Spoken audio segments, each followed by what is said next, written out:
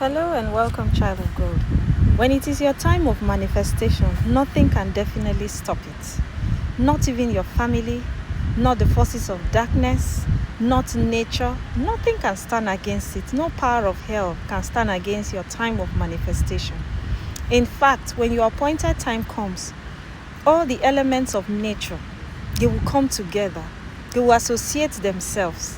They will unify. They will be united to ensure that that blessing, that manifestation is actually realized.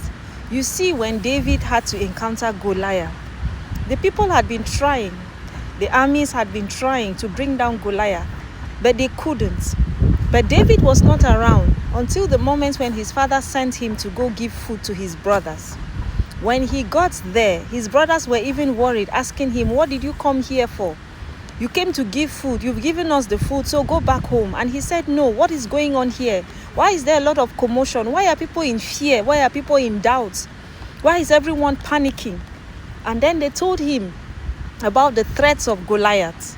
You know that when there is a wrestling or when there is a battle, when two forces have to contest, there is always the show of power. This one will want to demonstrate how powerful, how strong he is. And so Goliath came as usual. And then he terrified everybody. And people were scared. The army could not face him. They had tried, they could not succeed. And David said, he will go. He will stand for his people. He will defend the people of Israel. And his brothers were like, "No, you cannot do this. You are just a child. You are always so pompous. You're always so forward. This is not at your level. You're still a teenager." We are talking about the giant of the Philistines here. We are talking about someone that several armies have not been able to bring him down.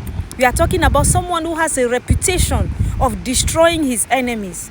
Little did they know that David was not coming in his own name. Little did they know that David was not presenting himself with his own power, with his own might. David was coming in the name of the Lord.